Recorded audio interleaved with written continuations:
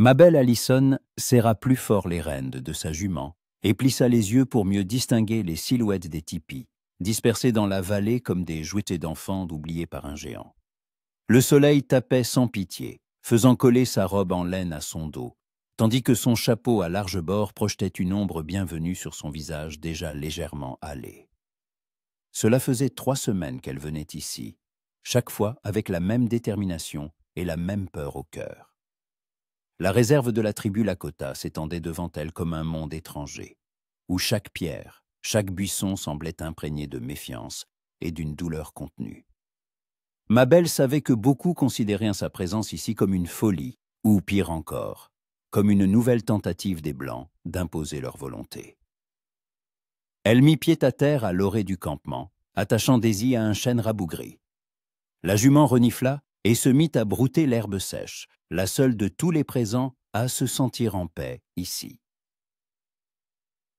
Ma belle ajusta sa jupe, prit sur sa selle le sac en cuir contenant des livres et se dirigea lentement vers le centre du village. Des regards la suivaient de partout.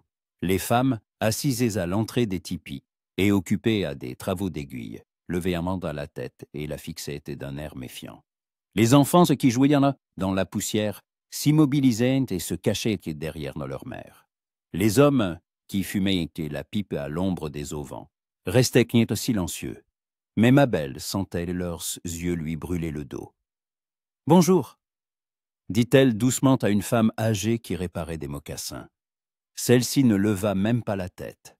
Ma belle ne s'en offusqua pas. Elle comprenait leur méfiance mieux que quiconque. 2 ans plus tôt, elle avait vu les soldats Toviah Salah de Fort Laramie, maîtres de l'ordre, dans une réserve voisine. Elle avait vu les larmes des mères séparées de leurs enfants, envoyés dans des pensionnats à des centaines de kilomètres de là.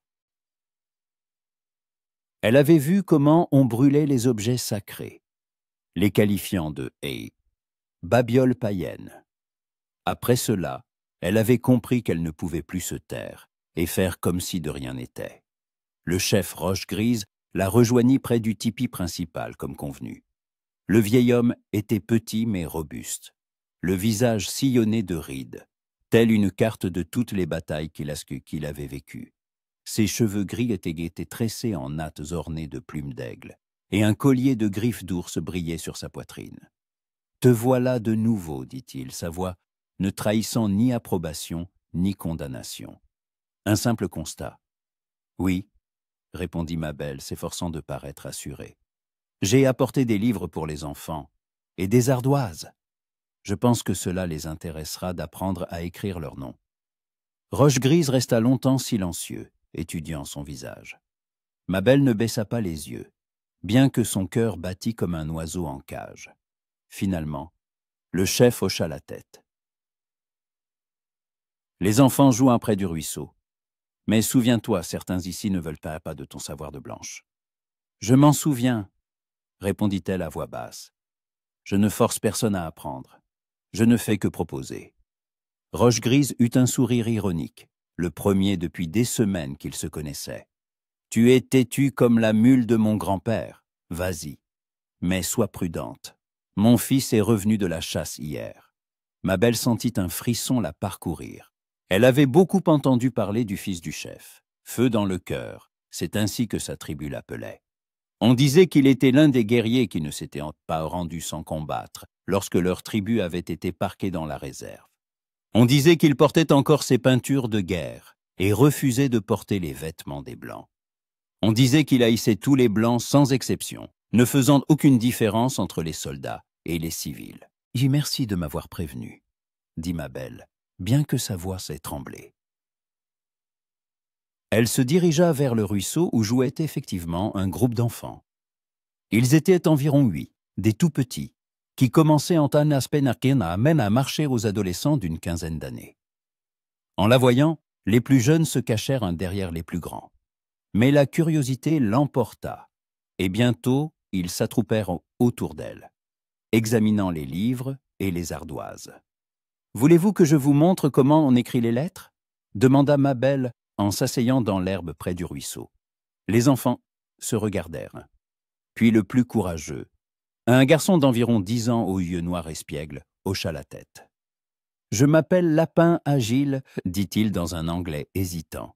Et toi ?»« Mabel. Mademoiselle Allison ?» répondit-elle en sortant une craie de cire de son sac. « Veux-tu apprendre à écrire ton nom ?» L'heure suivante passa en un éclair. Les enfants se révélèrent être des élèves étonnamment doués, absorbant avidement chaque mot. Mabel leur montrait les lettres, les dessinant sur l'ardoise, et ils s'appliquaient à les reproduire sur le sol avec des bâtons pointus. Les rires et les exclamations joyeuses résonnaient au-dessus du ruisseau, rompant le silence des prairies. Mabel était si absorbée par sa leçon qu'elle ne remarqua pas l'ombre qui grandissait derrière elle. Ce n'est que lorsque les enfants se turent soudainement, leur visage devenu grave, qu'elle se retourna. Devant elle se tenait un homme grand et large d'épaules, à la peau couleur de cuivre sombre et aux cheveux noirs retenus par un bandeau de cuir. Il portait un pantalon et une chemise en peau, ornés de broderies de perles, et une amulette en croc d'ours était suspendue à son cou. Mais ce qui frappa le plus Mabel, ce furent ses yeux. Sombre comme un lac nocturne et si perçant qu'elle sentit le rouge lui monter aux joues. « Que fais-tu ici ?» demanda-t-il sa voix basse et rauque, comme s'il n'avait pas parlé depuis longtemps. Les enfants s'éparpillèrent instantanément, laissant Mabel seule face à l'inconnu. Elle se releva lentement, époussetant sa jupe, et tenta de se ressaisir. « J'apprends aux enfants à lire et à écrire, » répondit-elle aussi calmement que possible. « Votre père m'a invité. »« Mon père a invité une femme blanche à enseigner les mots des Blancs à nos enfants ?» La voix de l'homme était empreinte de méfiance, et d'autres choses que Mabel ne parvenait pas à déchiffrer. « Pas les mots des Blancs, » objecta-t-elle en rassemblant son courage. « Juste les mots.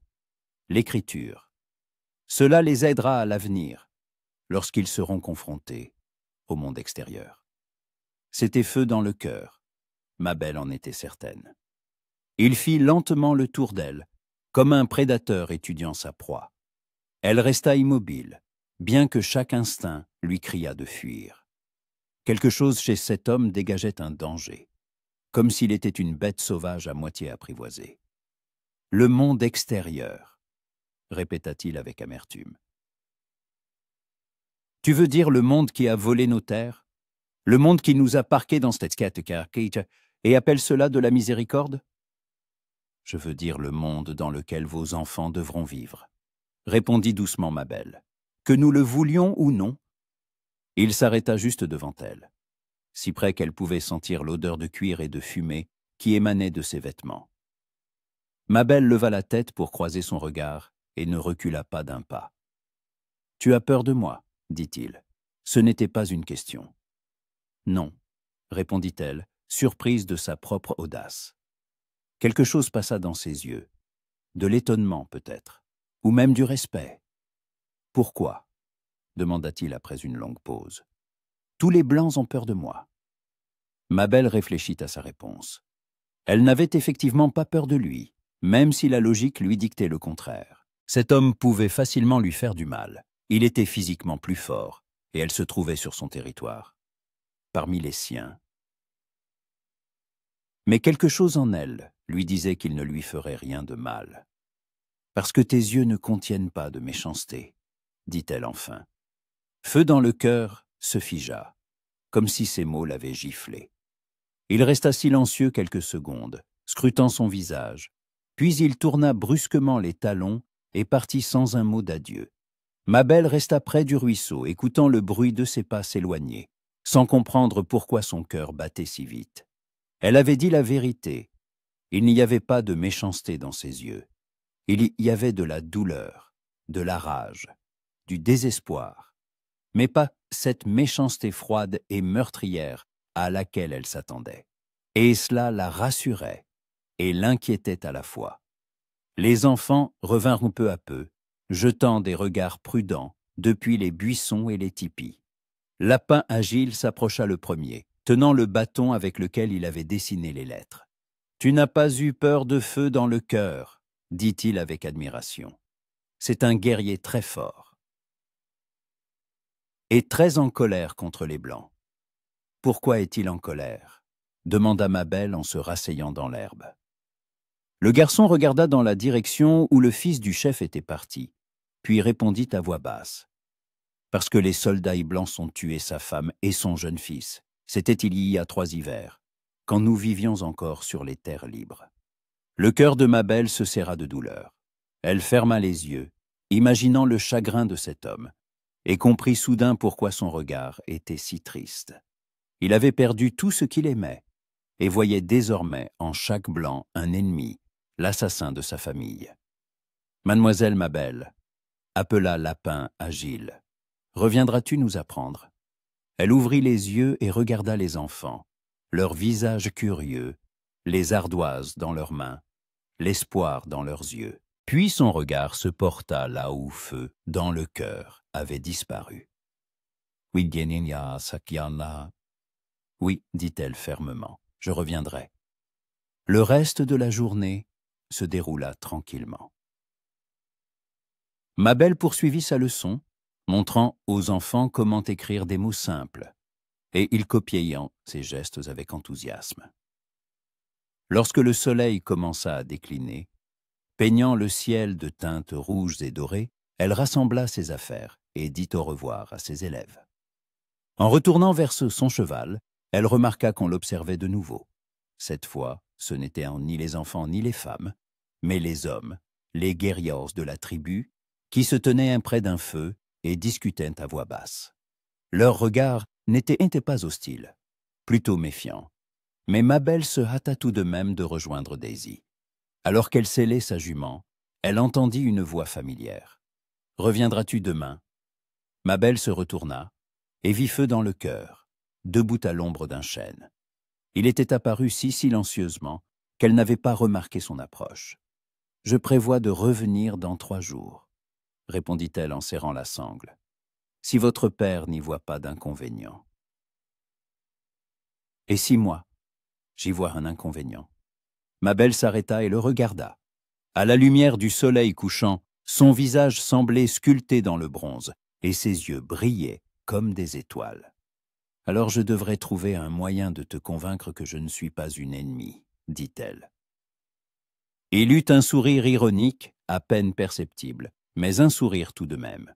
« Bonne chance pour ça, l'institutrice blanche. » Mabel sauta en selle et dirigea Daisy vers la sortie du campement. À la lisière de la réserve, elle se retourna et vit que Feu dans le cœur était toujours sous l'arbre, la regardant s'éloigner.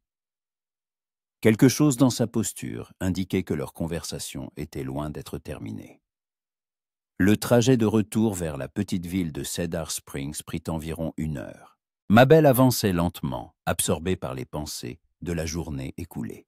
Sa rencontre avec le fils du chef l'avait troublée plus qu'elle n'était prête à l'admettre. Il y avait en lui quelque chose de magnétique, d'attirant, malgré toute sa sévérité et sa méfiance envers les Blancs. La ville l'accueillit avec son odeur habituelle de poussière, de crottin de cheval et de fumée de cheminée. La rue principale était presque déserte, la plupart des habitants rentrant chez eux pour le dîner. Mabel passa devant le saloon Silver Dollar, d'où s'échappaient des notes de piano et des voix d'hommes, devant le magasin de Monsieur Holmes, avec ses casseroles et ses selles suspendues à l'entrée, et devant l'église au clocher blanc. Sa maison se trouvait à la périphérie, à côté de l'école, où elle enseignait aux enfants des citadins. C'était une modeste bâtisse en bois, avec une véranda et un petit jardin, que Mabel cultivait avec amour pendant son temps libre. En ce moment, des astères tardifs et des chrysanthèmes y fleurissaient, ajoutant des touches de couleurs vives au paysage monotone des prairies. Elle mena Daisy à la petite grange derrière la maison, lui donna du foin et de l'eau, puis entra. Dans la cuisine, un dîner froid l'attendait. Du pain, du beurre, un morceau de jambon et un bocal de pêche au sirop. Mabel n'était pas une grande cuisinière, surtout après une longue journée passée en selle. Après avoir dîné, elle s'assit près de la fenêtre avec une tasse de thé et contempla les étoiles qui parsemaient le ciel nocturne. Quelque part là-bas, dans les prairies, la réserve s'endormait, et avec elle, Feu dans le cœur. Mabel se demandait s'il pensait à elle comme elle pensait à lui, ou s'il avait déjà oublié sa rencontre avec l'ennuyeuse institutrice blanche. « Tes yeux ne contiennent pas de méchanceté », répéta-t-elle ses propres mots. Qu'est-ce qui l'avait poussé à dire cela? Et pourquoi avait-il réagi si étrangement, comme si elle l'avait frappé? Mabel termina son thé et alla se coucher, mais le sommeil tarda à venir. Les images de la journée tournaient dans sa tête, les visages rieurs des enfants, le visage sévère de Roche Grise, et bien sûr, le regard perçant de feu dans le cœur. Elle s'endormit en pensant que dans 3 jours, elle retournerait à la réserve. Et cette idée l'effrayait et la réjouissait à la fois. Le matin à Cedar Springs commençait avec les mêmes bruits que les jours précédents. Le grincement des roues de charrette, le claquement des sabots sur la route poussiéreuse et le meuglement lointain du bétail. Mabel se réveilla aux rayons du soleil qui perçaient à travers les rideaux et s'étira, sentant une légère courbature dans le dos après la longue chevauchée de la veille. Elle se leva et s'approcha du miroir, arrangeant ses cheveux ébouriffés par la nuit. Ses boucles blondes, couleur de blé mûr, descendaient en vagues jusqu'à sa taille. C'était sa fierté, et en même temps sa malédiction. Dans une ville où la plupart des femmes avaient les cheveux foncés, ses mèches dorées attiraient trop l'attention, et ses yeux bleus de la couleur d'un ciel d'été avant l'orage la rendaient encore plus visible parmi les visages hâlés des colons, brûlés par le soleil des prairies. Mabel attacha ses cheveux en un chignon strict, une habitude que sa mère lui avait enseignée, disant qu'une institutrice devait avoir l'air respectable. Bien qu'ici, aux confins de la civilisation, la notion de respectabilité fut assez floue. Vêtue d'une simple robe grise à col montant et d'un tablier, elle descendit à la cuisine pour préparer le petit déjeuner. Elle arriva à l'école plus tôt que d'habitude. La salle de classe sentait la craie et les vieux livres, une odeur qui l'apaisait toujours et lui rappelait sa maison à Boston, où elle avait fait ses études. 20 pupitres étaient alignés en rangées impeccables. Et sur le bureau de l'enseignante, une pile de cahiers attendait d'être corrigée. Les enfants commencèrent à arriver vers 8 heures.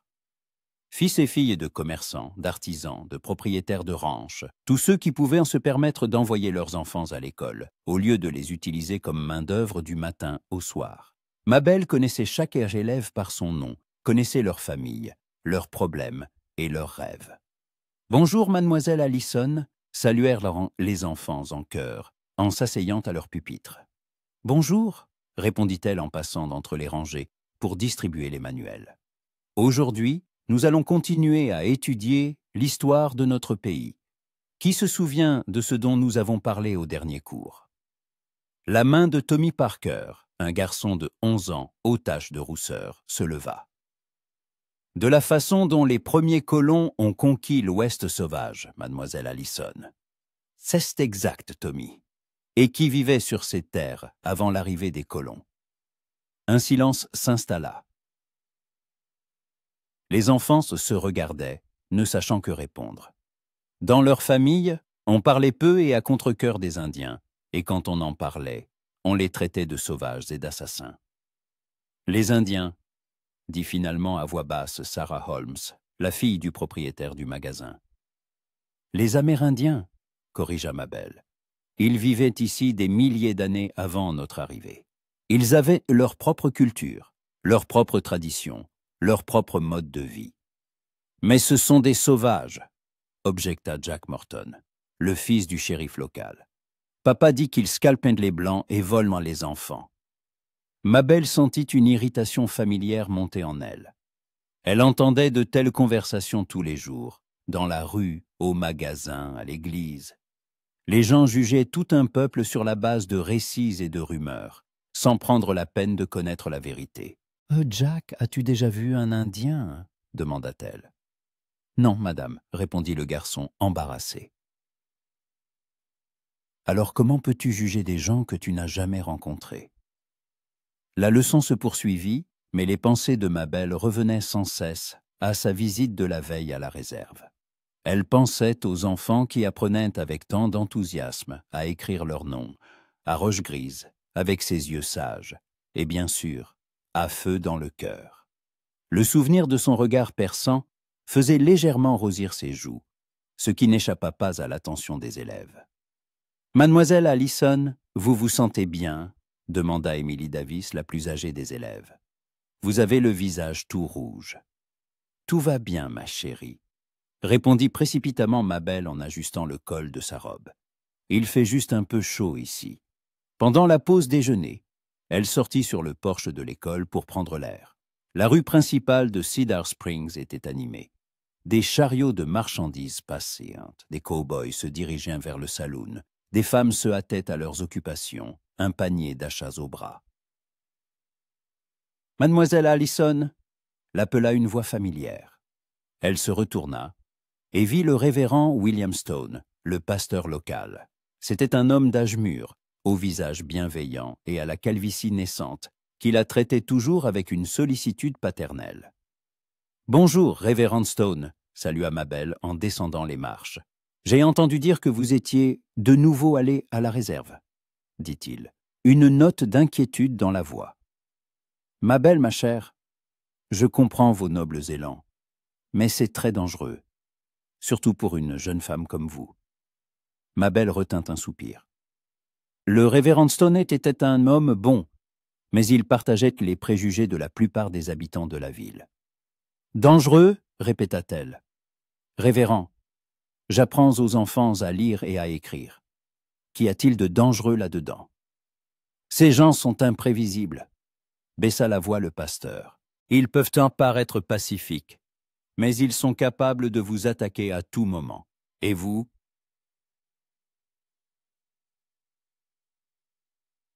Il la toisa du regard, notant sa silhouette fragile et sa peau délicate.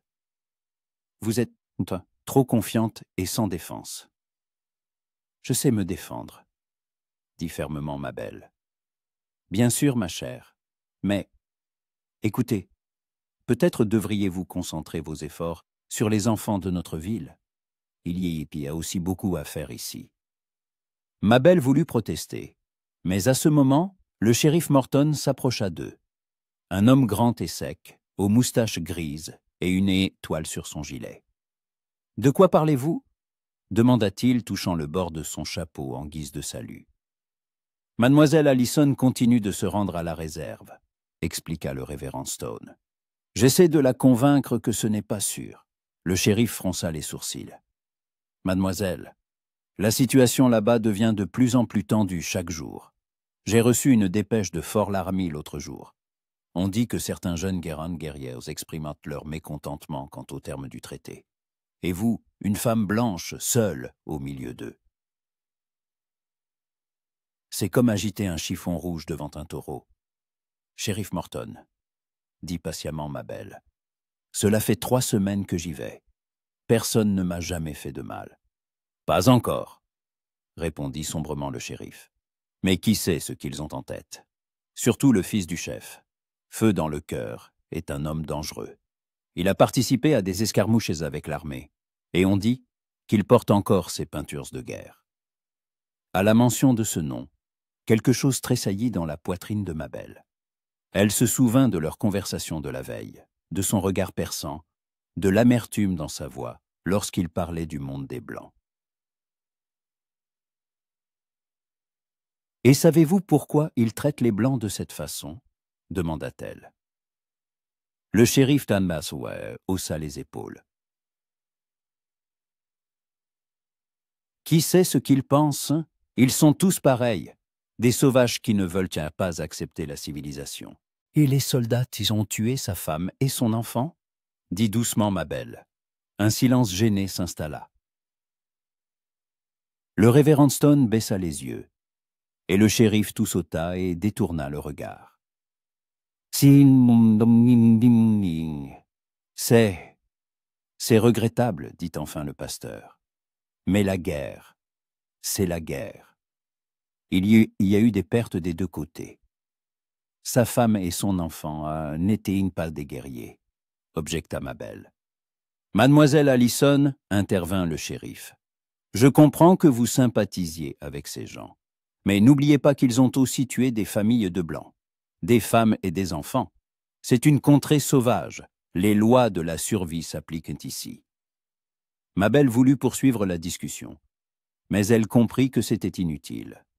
Ces hommes avaient grandi dans un monde où les Indiens étaient un des ennemis par définition, et il était impossible de changer leur opinion avec des mots.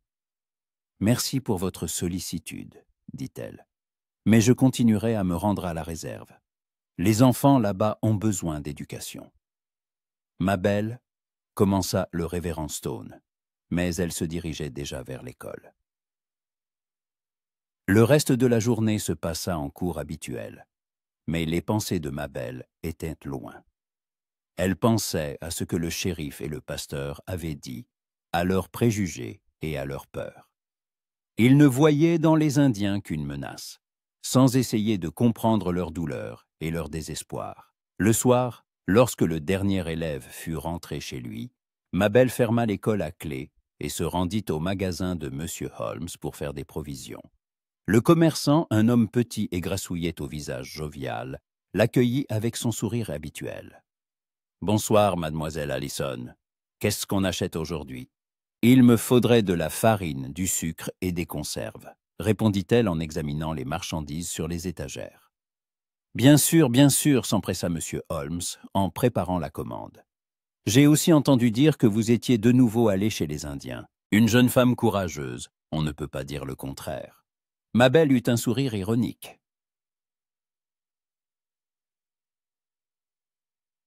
Ou stupide, comme beaucoup le pensent en ville. « Mais non, que dites-vous là ?» s'exclama le commerçant en agitant les mains. « C'est juste que, vous savez, j'y pensais.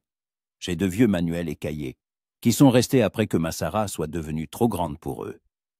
Peut-être qu'ils vous seront utiles. » Cette proposition surprit agréablement Mabel. Elle s'attendait à entendre de nouvelles mises en garde, mais, au lieu de cela, elle recevait du soutien. « C'est très généreux de votre part, monsieur Holmes. Les enfants seront ravis. Passez demain, je mettrai tout dans une boîte, » promit le commerçant en pesant la farine. Sur le chemin du retour, Mabel rencontra Madame Davis, la mère d'une de ses élèves. La femme revenait du marché, portant un panier de légumes, et en voyant l'institutrice, elle s'arrêta pour discuter. « Mademoiselle Allison, comment ça va à l'école ? Émilie m'a dit que vous aviez parlé des Indiens aujourd'hui. »« Juste un peu d'histoire, » répondit Mabel. « Je comprends, » acquiesça Madame Davis, « mais vous savez, je m'inquiète. Les gens disent que vous allez à la réserve.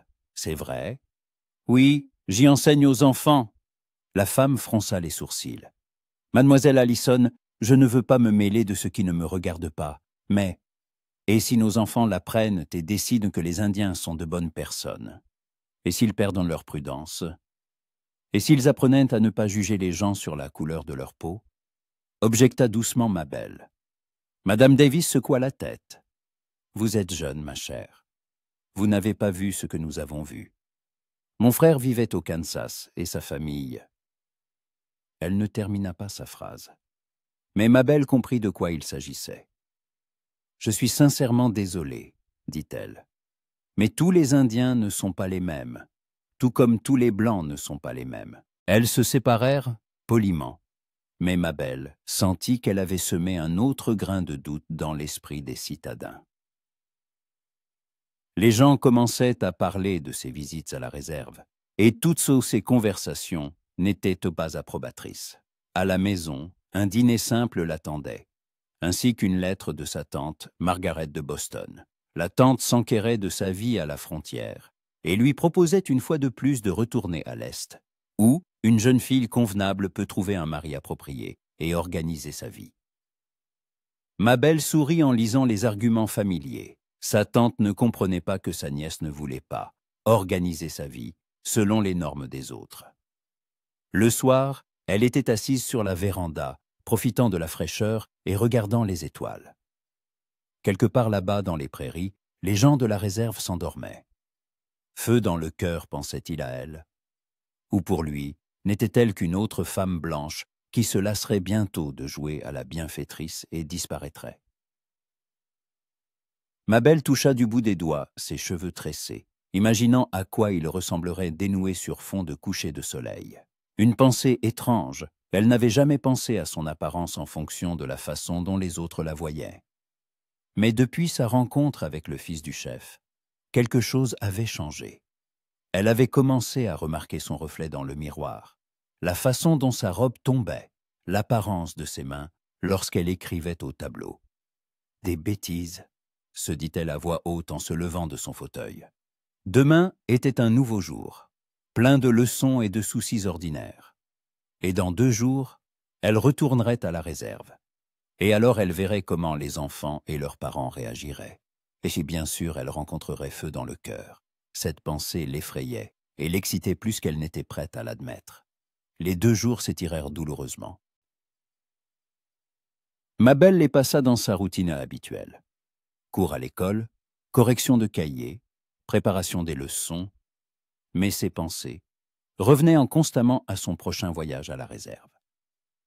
Elle vérifia plusieurs fois les livres et le matériel qu'elle comptait emporter, y compris le généreux don de M. Holmes, une boîte de manuels, de cahiers et même quelques crayons de couleur.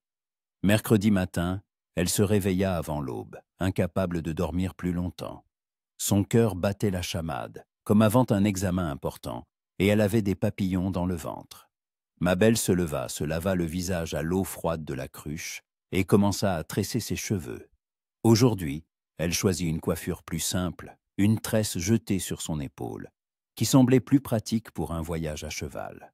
Elle enfila une robe bleue, couleur du ciel matinal, qui mettait en valeur la couleur de ses yeux et donnait de la fraîcheur à son visage.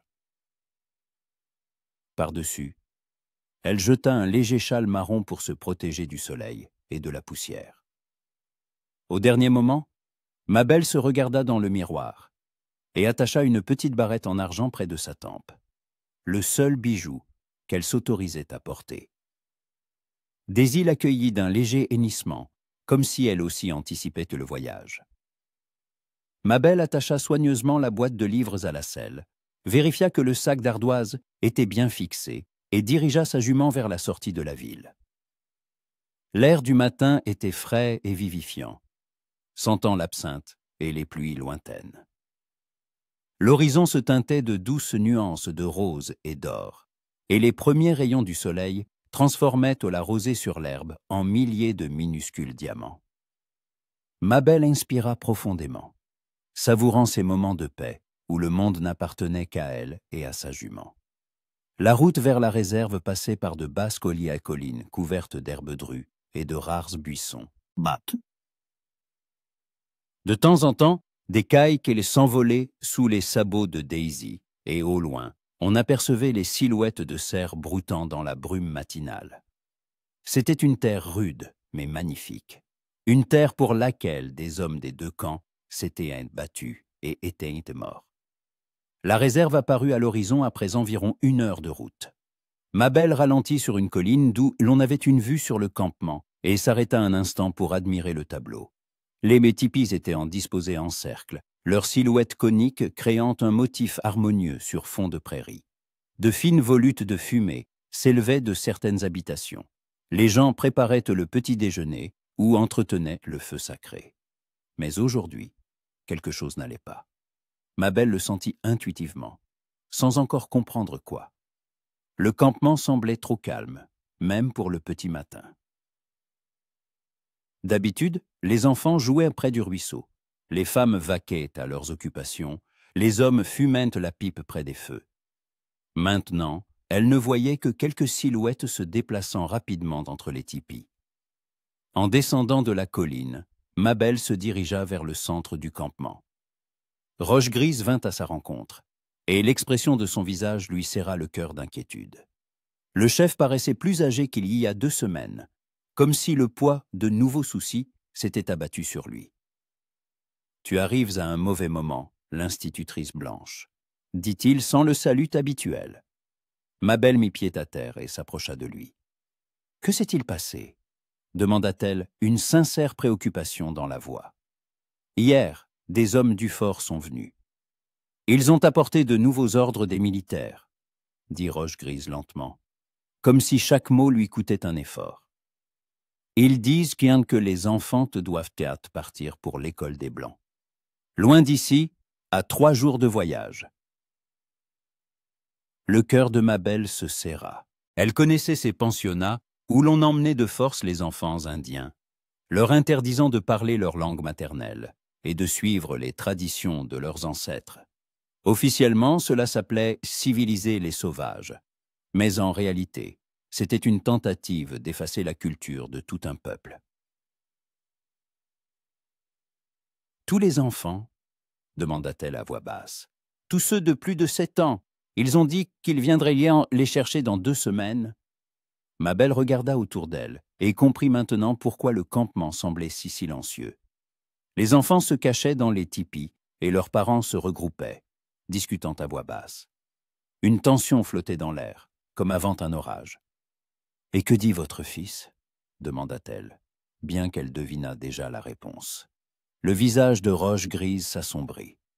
Feu dans le cœur, dit qu'il vaut mieux mourir au combat que de laisser les Blancs voler l'âme de nos enfants. Beaucoup de jeunes guerriers sont d'accord avec lui. Cela mènera à un bain de sang, murmura Mabel. Oui. Et alors les soldats viendront et nous anéantiront tous, soupira lourdement le chef. Mais Feu dans le cœur ne veut pas écouter la raison. Le chagrin a pétrifié son cœur. À ce moment, Feu dans le cœur lui-même apparut de derrière un tipi, et Mabel recula involontairement d'un pas. Aujourd'hui, il avait une apparence différente. Des bandes de peinture rouge et noire ornaient son visage et sa poitrine. Ses cheveux étaient décorés de plumes, et un tomahawk était accroché à sa ceinture à côté d'un couteau. Ce n'était pas l'homme avec qui elle avait parlé près du ruisseau, mais un guerrier prêt au combat. Ses yeux sombres se posèrent sur elle, et une lueur dangereuse s'y alluma. « Pourquoi l'as-tu amené ici ?» s'adressa-t-il à son père, sans quitter Mabel des yeux. « N'est-ce pas suffisant que les Blancs veuillent prendre nos enfants? Maintenant, leurs espions viennent jusqu'à nous ?» « Elle n'est pas une espionne, » répondit calmement Roche-Grise. « Elle enseigne aux enfants. » Elle leur apprend à devenir des Blancs, cria Feu dans le cœur. Elle leur apprend à oublier qui ils sont. Mabel sentit la colère monter en elle. Elle était venue avec de bonnes intentions. Elle voulait aider, et on l'accusait de trahison. « Je leur apprends à lire et à écrire, » dit-elle fermement en faisant un pas en avant. « Cela les aidera à défendre leurs droits, à comprendre les traités que votre peuple conclut avec le gouvernement. » « Nos droits ?» ricana amèrement Feu dans le cœur. « Quel droit ? Le droit de vivre dans la cage qu'on nous a assignée. Le droit de voir nos enfants transformés en blancs à la peau rouge. Le droit de savoir ce qui est écrit dans les documents que vous signez, insista Mabel. Le droit de parler aux fonctionnaires dans leur langue pour qu'ils ne puissent pas vous tromper. » Feu dans le cœur s'approcha si près d'elle qu'elle sentit l'odeur de peinture et de fumée qui émanait de sa peau. Ses yeux brûlaient comme des braises dans un feu. « Tu penses que ton savoir de blanche nous sauvera ?» siffla-t-il. « Mon peuple a vécu ici des milliers d'années sans vos livres. Nous connaissions chaque sentier, chaque source d'eau, chaque étoile dans le ciel. Et à quoi nous a servi ce savoir quand les soldats sont arrivés ? Vos ancêtres n'ont pas affronté de tels ennemis, » répondit Mabel, s'efforçant de rester calme. « Le monde a changé. Maintenant, le pouvoir appartient à ceux qui savent y lire et écrire, qui comprennent les lois et les traités. Le pouvoir appartient à ceux qui ont le plus de fusils, » objecta-t-il sombrement. Mabel regarda les peintures de guerre sur son visage, le tomahawk à sa ceinture, la colère dans ses yeux, et comprit soudain qu'elle voyait un homme poussé au désespoir. Il était prêt à se battre parce qu'il ne voyait pas d'autre issue. Prêt à mourir parce que la vie en cage lui semblait pire que la mort. « Et s'il y avait une autre voie ?» demanda-t-elle doucement. « Laquelle ?» Il la regarda avec méfiance. « Laisse-moi parler aux gens du fort. Laisse-moi essayer de les convaincre que les enfants peuvent recevoir une éducation ici, dans la réserve. » Feu dans le cœur éclata de rire, mais son rire était amer et mauvais. « Tu penses qu'ils t'écouteront? Une femme blanche qui enseigne aux enfants peau rouge. Je pense qu'il vaut la peine d'essayer avant de commencer une guerre que l'on ne peut pas gagner. » Un lourd silence s'installa. Roche-Grise restait silencieux, observant ce duel de regards entre son fils et l'institutrice blanche. Les autres habitants du campement s'étaient également tus, prêtant l'oreille à la conversation. « Et que veux-tu en échange ?» demanda enfin Feu dans le cœur. « Les Blancs ne font jamais rien gratuitement. »« Rien, » répondit Mabel, « juste une chance d'éviter un bain de sang. » Il étudia longuement son visage, comme pour essayer de comprendre si elle disait la vérité. Mabel ne détourna pas le regard, bien que son cœur battît si fort qu'il semblait audible dans toute la réserve. « Tu ne comprends pas à qui tu as affaire ?» dit-il enfin. « Le major Cartwright, commandant du fort, déteste les Indiens. Pour lui, nous ne sommes tespatas à des humains, mais un problème à résoudre. Et la seule solution qu'il voit est de nous rayer de la surface de la terre, ou de nous transformer en blancs. Alors je parlerai à quelqu'un de plus haut placé que le major Cartwright, répondit obstinément Mabel. À qui? Demanda Feu dans le cœur, incrédule. Au gouverneur du territoire, au sénateur à Washington, au président, s'il le faut. Cette fois, son rire n'était pas si amer. On y entendait même quelque chose qui ressemblait à de l'admiration. Tu es soit très courageuse, soit très stupide. Ah, peut-être les deux, admit Mabel, avec un sourire en coin. Feu dans le cœur, se tourna vers son père. Qu'en penses-tu? Roche-Grise resta longtemps silencieux, puis hocha lentement la tête. Quel essai? La situation ne peut pas empirer. Et si elle n'y arrive pas, alors nous déciderons de la suite. 2 semaines, dit Feu dans le cœur en se retournant vers Mabel. Tu as 2 semaines pour prouver que ta méthode est meilleure que la mienne. Si tu échoues... Il ne termina pas sa phrase, mais la menace flottait dans l'air comme un nuage d'orage. Je comprends, répondit doucement Mabel. Feu dans le cœur hocha la tête et se dirigea vers son tipi, mais à mi-chemin, il s'arrêta et se retourna. Et pendant que tu mènes tes négociations, ne reviens pas ici. Les gens sont nerveux et je ne pourrai pas garantir ta sécurité. Mais les enfants, commença Mabel, les enfants sont cachés. Tant que leur sort ne sera pas clair, ils ne sortiront pas des tipis. Sur ces mots, il disparut dans sa demeure, laissant Mabel debout au milieu du campement, avec le sentiment qu'un fardeau potentiellement insurmontable venait de lui être imposé.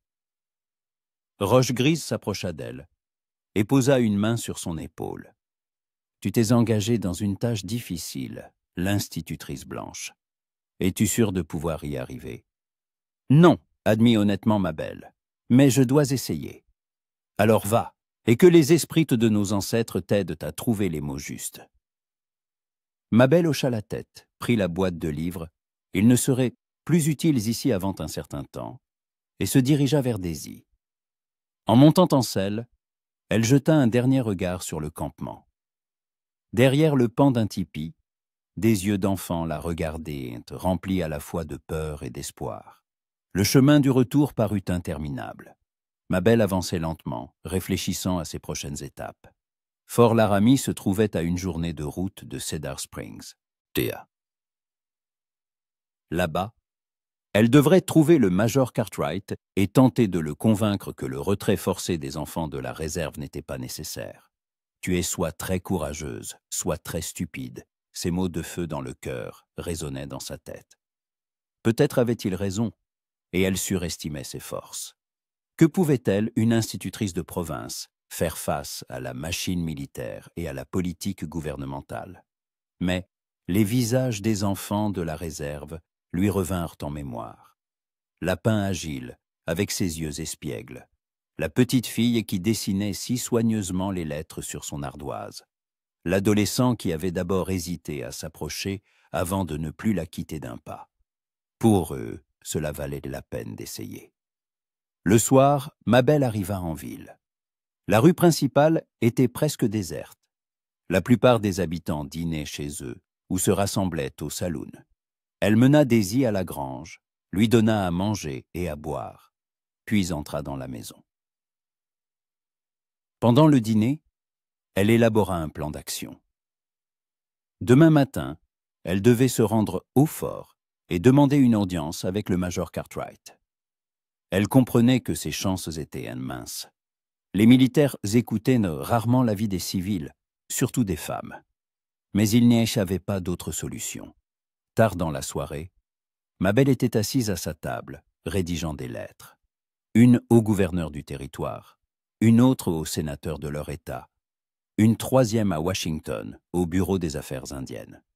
Elle écrivait sur la nécessité d'un compromis, sur le fait que l'éducation pouvait être donnée aux enfants sans les séparer de leur famille, sur le fait que la violence n'engendre que la violence. Écrire était difficile. Il fallait trouver des mots qui convaincraient des gens qui n'avaient jamais vu une réserve et n'avaient jamais parlé aux Indiens. Et il fallait faire appel à leur raison et à leur humanité, bien que Mabel sût que l'une et l'autre manquaient souvent lorsqu'il s'agissait des peaux rouges. Après avoir terminé ses lettres, elle les scella dans des enveloppes et les mit de côté. Demain, elle les enverrait par la poste, et elle-même se rendrait au fort. Elle avait 2 semaines, 14 jours pour changer une politique qui s'était formée sur des décennies. La tâche semblait impossible. Mais Mabel n'avait pas l'intention d'abandonner sans se battre. Avant de s'endormir, elle pensa de nouveau à Feu dans le cœur, aux peintures de guerre sur son visage, à la détermination dans sa voix. Il était prêt à mourir pour son peuple. Et il y avait une beauté tragique là-dedans. Mais Mabel croyait qu'il y avait une autre voie. Une voie qui ne mènerait pas à un bain de sang et à de nouvelles tombes. En s'endormant, elle pria pour avoir assez de sagesse et d'éloquence pour les négociations à venir. Et pour que dans 2 semaines, les enfants de la réserve soient toujours chez eux, et non en route vers une école étrangère, à des centaines de kilomètres de leur foyer. Le matin, Mabel se réveilla avec une ferme résolution dans le cœur et un plan en tête. Elle enfila sa plus belle robe, d'un bleu foncé à la coupe stricte, qui lui donnait un air respectable, et arrangea soigneusement ses cheveux en un chignon élégant. Si elle comptait convaincre des officiers militaires, elle devait avoir l'air d'une femme sérieuse et instruite, et non d'une jeune fille romantique. Fort Laramie l'accueillit avec ses hautes murailles de bois et ses sentinelles aux portes. Les soldats regardèrent avec surprise la jeune femme arriver seule au fort, mais la laissèrent passer après qu'elle eut expliqué le but de sa visite. À l'intérieur du fort, la vie militaire habituelle battait son plein. Des soldats marchaient sur la place d'armes. Des officiers se hâtaient à leurs affaires. Et quelque part, les marteaux des forgerons résonnaient. Le major Cartwright la reçut dans son bureau, une petite pièce remplie de cartes, de documents et d'insignes militaires. C'était un homme d'une 50aine d'années, aux moustaches grises et aux yeux gris et froids, dans lesquels Mabel ne vit aucune chaleur. « Mademoiselle Allison, si je comprends bien, vous souhaitez discuter de la question du transfert des enfants indiens vers un pensionnat ?» dit-il sans lui proposer de s'asseoir. « Exactement, Major. Je voudrais proposer une solution alternative. » Cartwright haussa un sourcil. « Alternative ? Mademoiselle, cette décision a été prise à Washington. Je ne fais qu'exécuter les ordres. »« Maman, mais vous pouvez faire une recommandation, » insista Mabel. « Vous connaissez la situation sur le terrain mieux que les fonctionnaires de la capitale. Ma recommandation est simple. Plus vite nous séparerons les enfants indiens de leur culture sauvage, mieux ce sera pour tout le monde. Ces gens doivent apprendre à vivre de manière civilisée. Mabel sentit la colère monter en elle, mais elle se força à parler calmement. Et si on pouvait leur donner une éducation directement dans la réserve? J'y enseigne depuis plusieurs semaines et les enfants montrent d'excellents résultats. Vous? Cartwright la regarda avec un mépris à peine dissimulé. Mademoiselle Allison, vous ne comprenez pas le fond du problème. Il ne s'agit pas seulement d'apprendre à lire. Il s'agit d'arracher ces enfants à un environnement qui en fait des sauvages. Ces gens ne sont pas des sauvages, dit fermement Mabel. Ils ont leur propre culture, leur propre tradition, leur propre sagesse. La sagesse? Ricana le major. Mademoiselle, vous êtes trop jeune et naïve. Vous n'avez pas vu ce que ces gens, sages, ont fait aux familles de Blancs. Vous n'avez pas trouvé de fermes calcinées et de corps mutilés. Et vous? Avez-vous vu ce que les soldats ces Blancs ont fait aux familles indiennes? Ne put s'empêcher de répliquer Mabel. Le visage du major s'assombrit. Mademoiselle Allison, je vous conseille de ne pas oublier à qui vous parlez. Je ne suis pas obligé d'écouter les leçons de morale d'une institutrice de province. La rencontre ne mena à rien. Cartwright était inflexible. Dans 10 jours, les soldats se viendraient à la réserve chercher les enfants, et aucune persuasion ne changerait cette décision. Mabel quitta le fort le cœur lourd, comprenant que sa première tentative avait échoué. Les jours suivants, elle les passa dans une activité fébrile, écrivant des lettres, envoyant des télégrammes, essayant de contacter des personnes influentes. Mais le temps passait, et les réponses n'arrivaient pas, ou n'étaient que des réponses formelles. La machine bureaucratique fonctionnait lentement, et il lui restait de moins en moins de temps. Une semaine après sa rencontre avec Cartwright, Mabel comprit qu'elle devait se rendre à la réserve pour annoncer son échec. Cette pensée était douloureuse. Elle imaginait la déception dans les yeux de Roche Grise et l'amertume triomphante dans le regard de feu dans le cœur. Mais en arrivant au campement, elle découvrit une scène inhabituelle. À l'entrée de la réserve se tenait un groupe de cavaliers, une dizaine de jeunes guerriers en peinture de guerre. Ils étaient armés d'arcs, de lances et de quelques fusils, et leurs visages exprimaient une sombre détermination. Feu dans le cœur, se tenaient un peu en avant des autres. Aujourd'hui, ils ne portaient pas de chemise, seulement un pantalon de cuir et de nombreuses amulettes sur la poitrine. Des bandes de peinture rouges et noires traversaient son torse, et des plumes d'aigle flottaient dans ses cheveux. Il ressemblait à un guerrier de légende, à la fois magnifique et mortel. En voyant Mabel, il dirigea son cheval vers elle. Les autres guerriers que le suivirent l'encerclant en demi-cercle. L'atmosphère était tendue, comme la corde d'un arc avant le tir.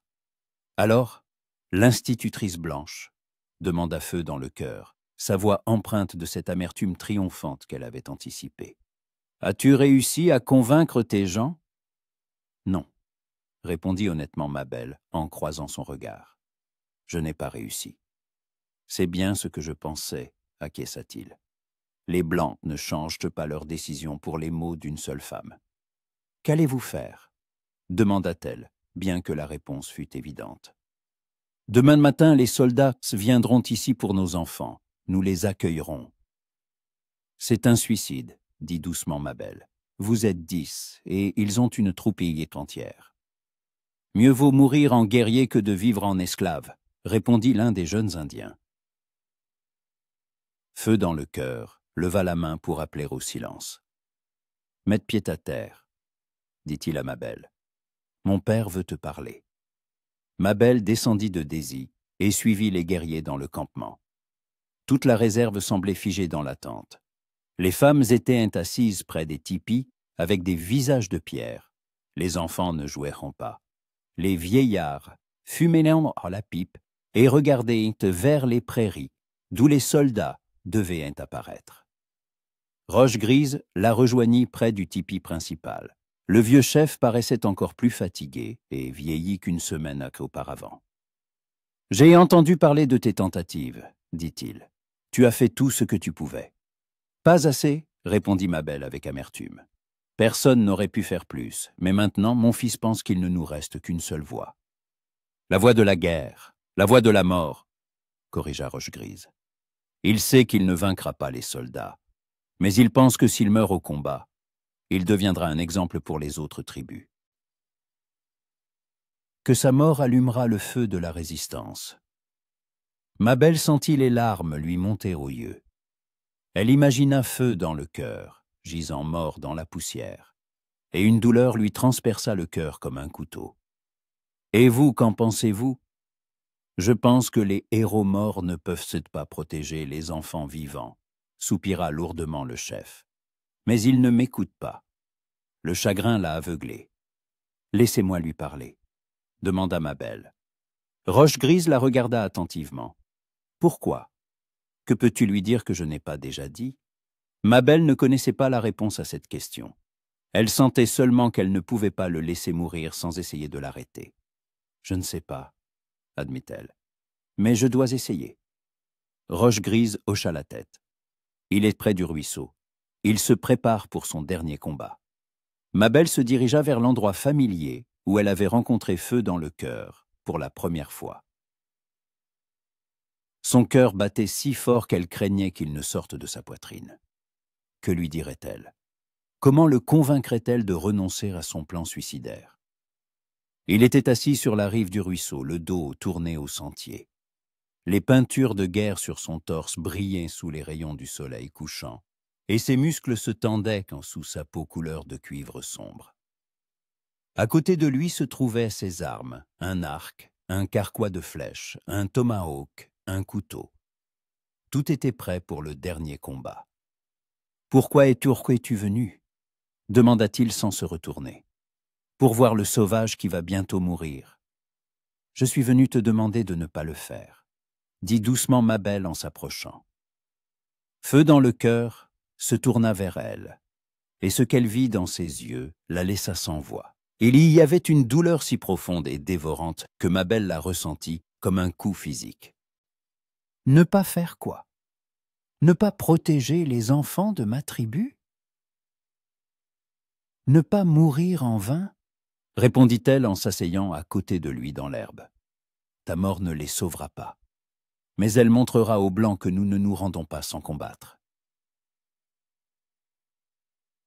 Et qu'est-ce que cela apportera, à part de nouvelles tombes et une nouvelle haine ? Il resta longtemps silencieux, regardant l'eau qui murmurait sur les pierres. « J'avais un fils, dit-il enfin. Petit loup.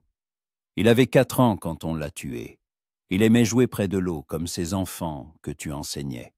Il riait en s'éclaboussant, essayait d'attraper les poissons avec ses mains. Mabel écoutait, sentant son cœur se serrer de douleur. Quand les soldats sont arrivés, j'étais à la chasse. Je suis revenu et j'ai trouvé le campement incendié. Ma femme, elle, il ne put terminer.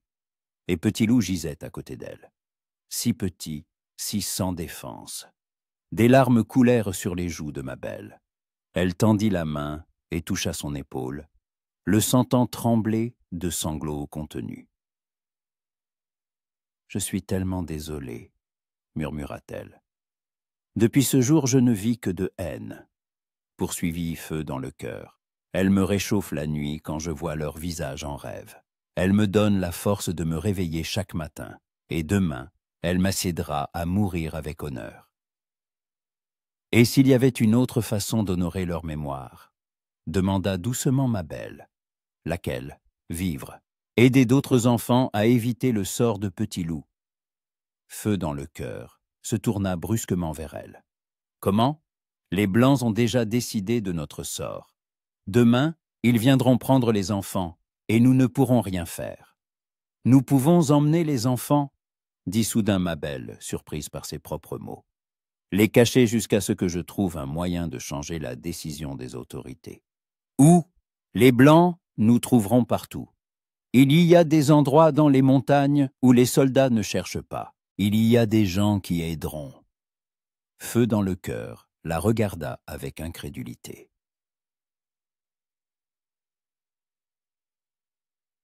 Pourquoi fais-tu cela ? Pourquoi risques-tu ta vie pour des enfants qui ne sont pas les tiens ? Mabel réfléchit à cette question. Pourquoi était-elle prête à devenir une criminelle aux yeux de la loi? Pourquoi était-elle prête à sacrifier son existence paisible?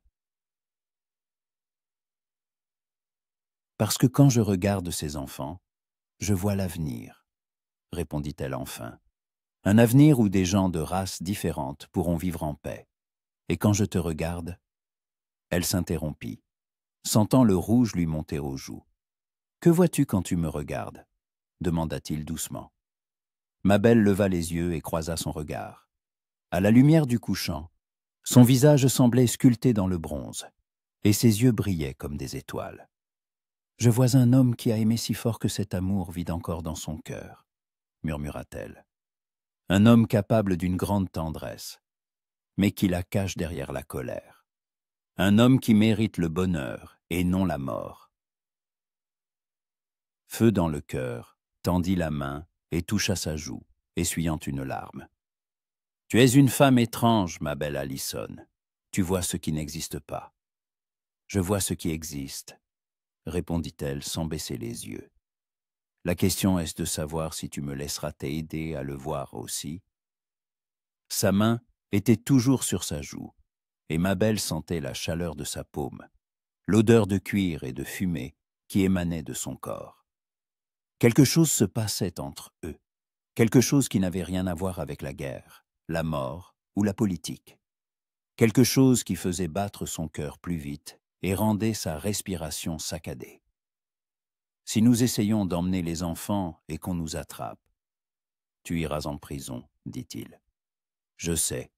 Ou on te tuera comme une traîtresse. Je sais. Et on me pendra. Alors nous ferions mieux de ne pas nous faire prendre, répondit Mabel avec un sourire tremblant, feu dans le cœur. Resta longtemps silencieux, étudiant son visage. Puis il retira lentement sa main et se tourna vers le ruisseau. « Nous avons jusqu'à l'aube pour emmener les enfants en lieu sûr. En connais-tu un? »« Oui, » acquiesça Mabel, sentant un soulagement l'envahir. « Il y a une mine abandonnée dans les montagnes. Mon grand-père était chercheur d'or, il m'en a parlé. Il y a des grottes, de l'eau, on peut s'y cacher. C'est loin, une journée de marche vers le nord, peut-être un peu plus avec les enfants. » Feu dans le cœur se leva et commença à rassembler ses armes. « Alors nous n'avons pas de temps à perdre. Il faut rassembler les enfants et leurs mères, prendre des provisions, des chevaux. »« Et les autres ?» demanda Mabel en se levant aussi. « Le chef, les vieillards, les hommes. Ils resteront ici, ils accueilleront les soldats et diront que les enfants sont tombés malades et sont morts nés de la variole. Ils montreront des tombes fraîches. Et s'ils ne les croient non pas. Ils les croiront. Les Blancs Sapoka ont plus peur des maladies indiennes que des flèches indiennes. Ils retournèrent au campement, et à chaque pas. Mabel prenait conscience de ce qu'elle faisait. Elle devenait complice d'un enlèvement d'enfants, ennemie de l'État, criminelle. Mais quand elle regarda le profil de Feu dans le cœur, ses pommettes hautes et le port noble de sa tête, elle comprit qu'elle était prête à le suivre n'importe où. Cette pensée l'effrayait et l'inspirait à la fois. Quelque part entre leur première rencontre au ruisseau et cette soirée, quelque chose avait changé dans son cœur. Feu dans le cœur n'était plus pour elle simplement le fils du chef ou un symbole de résistance. Il était devenu l'homme qui la faisait se sentir femme, vivante, désirée, prête à toutes les folies. Mon Dieu, pensa-t-elle, je suis en train de tomber amoureuse de lui. Et cette pensée ne l'effrayait plus. La nuit se transforma en une préparation fébrile pour la fuite. Mabel n'aurait jamais pensé que sa vie tranquille d'institutrice pourrait changer si radicalement en quelques heures. Elle se tenait maintenant au centre de la réserve, aidant les femmes à rassembler les enfants et les biens les plus nécessaires pour un long voyage dans les montagnes. Feu dans le cœur se révéla être un organisateur né. Il répartit clairement les tâches entre les gens. Certains rassemblaient des provisions, d'autres préparaient les chevaux, d'autres encore emballaient des vêtements chauds. Son assurance tranquille se transmettait aux autres. et même les plus petits enfants cessaient de pleurer quand il leur parlait. « Nous prendrons le sentier de montagne », expliqua-t-il à Mabel, penché sur une carte grossièrement dessinée sur le sol. « Il est plus long, mais les soldats ne le connaissent pas. À l'aube, nous devrions déjà être dans le canyon. » Mabel hocha la tête, essayant de se concentrer sur le plan plutôt que sur la proximité de sa présence. À la lueur du feu de camp, son visage paraissait encore plus sévère et beau, et lorsqu'il expliquait quelque chose, elle ne pouvait s'empêcher de remarquer le mouvement expressif de ses mains. « Et ton père ?» demanda-t-elle. « Il devra mentir aux soldats. Mon père était chef quand nous n'étions pas encore parqués dans ce caget. » Répondit Feu dans le cœur. « Il sait comment tromper les ennemis pour protéger la tribu. Mais s'il est découvert, alors il mourra avec honneur. Mais les enfants seront vivants. » La simplicité et la noirceur de ces mots frappèrent Mabel. Pour ces gens, la mort n'était pas quelque chose de terrible. Ce qui était terrible, c'était de trahir son peuple ou de faire preuve de lâcheté face au danger. Vers minuit, tout était prêt. 18 enfants de 7 à 16 ans, 6 femmes, dont l'épouse enceinte d'un des guerriers. Un petit convoi de provisions et de vêtements chauds. Feu dans le cœur emmena avec lui 3 jeunes guerriers. Les autres devaient rester et donner l'apparence d'une vie normale dans la réserve. Les adieux furent déchirants. Mabel vit les femmes étreindre leurs maris, peut-être pour la dernière fois. Elle vit les vieillards bénir les enfants, touchant leur tête de mains tremblantes. Elle vit Roche Grise parler longuement à son fils en langue lakota, puis le serrer fort dans ses bras. « Prends soin d'eux, » dit le vieux chef à Mabel, alors qu'elle s'approchait de son cheval. « Je ferai tout mon possible, » promit-elle. « Je sais. Et prends soin de lui aussi, » ajouta Roche Grise en désignant son fils d'un signe de tête. L'homme capable d'aimer vit encore en lui, mais il l'a oublié. Mabel sentit le rouge lui monter aux joues. Le vieux chef avait-il remarqué le changement dans ses sentiments? Je ne comprends pas. »« Tu comprends, » dit doucement Roche Grise. « Et c'est une bonne chose. Peut-être pourras-tu lui rendre ce que la mort lui a pris. » La caravane se mit en route peu avant minuit. Ils avançaient en silence, essayant de ne pas faire de bruit. Les enfants, qui quelques heures plus tôt jouaient et riaient, étaient maintenant assis sur les chevaux, serrés contre leur mère, leurs grands yeux brillant dans la lumière de la lune. Feu dans le cœur chevauchait en tête, regardant constamment en arrière et prêtant l'oreille au bruit de la nuit. Mabel chevauchait à ses côtés, et de temps en temps, leurs regards se croisaient. Chaque regard provoquait dans son cœur un frémissement qu'elle avait du mal à cacher. « Tu ne regrettes pas d'avoir accepté ?» demanda-t-il doucement, alors qu'il gravissait une colline. « Non, » répondit Mabel sans une seconde d'hésitation. « Et toi, regrettes-tu d'avoir renoncé au combat ?» Il resta longtemps silencieux, réfléchissant à sa réponse. « Demande-moi ça demain, quand nous serons à l'abri, si nous y arrivons. » La route s'avéra plus difficile que Mabel ne l'avait prévu. Le sentier de montagne était étroit et rocailleux, les chevaux peinant à trouver leur équilibre sur les pierres glissantes. À 2 reprises, ils durent s'arrêter pour aider des enfants qui commençaient à glisser de leur selle, vaincus par la fatigue. Lors d'une de ces pauses, Mabel aidait une petite fille d'environ 7 ans qui pleurait de peur et de fatigue. La fillette se blottissait contre elle et Mabel lui caressait la tête en fredonnant une douce berceuse de son enfance.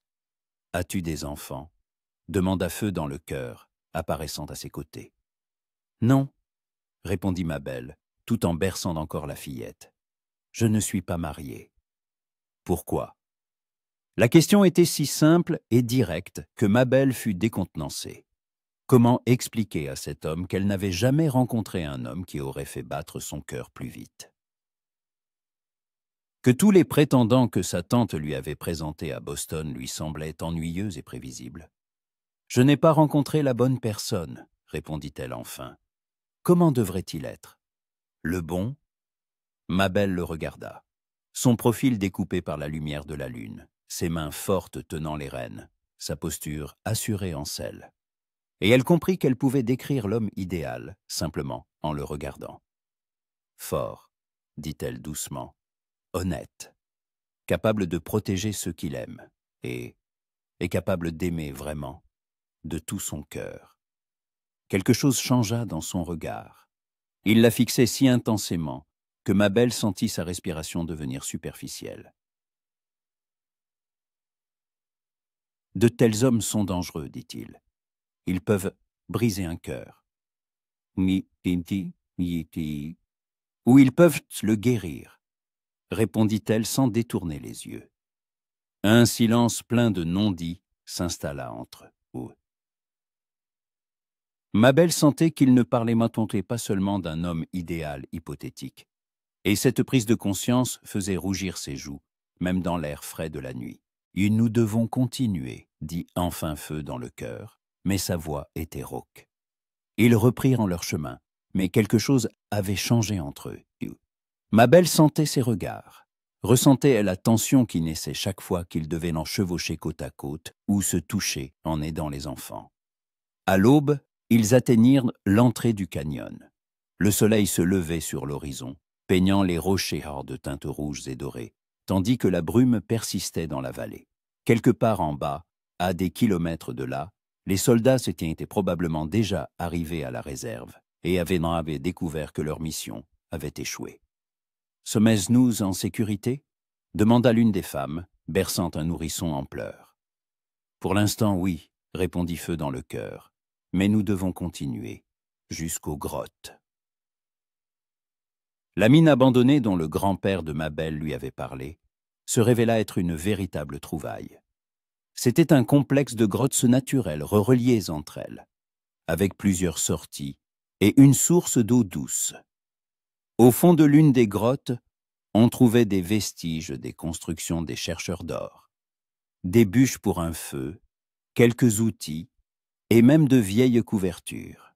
« On pourrait vivre ici des mois, » dit Feu dans le cœur en inspectant l'abri. « J'espère que ce ne sera pas nécessaire si longtemps, » répondit Mabel. Ils répartirent les gens dans les grottes, allumèrent un feu, réchauffèrent de la nourriture pour les enfants. La fatigue s'abattit sur tout le monde d'un coup. Les enfants s'endormaient dans les bras de leur mère. Les femmes somnolaient assises piastres près du feu. Mais Feu dans le cœur et ses guerriers ne dormaient pas, montant la garde à tour de rôle aux entrées des grottes. Mabel non plus ne parvenait pas à dormir. Elle était assise près du feu, enveloppée dans une couverture, et regardait les flammes danser. L'adrénaline de la fuite nocturne se dissipait peu à peu, et elle commençait à réaliser ce qu'elle avait fait. Elle était devenue une criminelle, cachée dans les montagnes. On la cherchait sûrement déjà, d'abord comme une personne disparue, puis comme complice d'enlèvement d'enfants. « Tu ne dors pas ?» Feu dans le cœur s'assit à côté d'elle. Et Mabel sentit la chaleur familière que sa proximité provoquait toujours.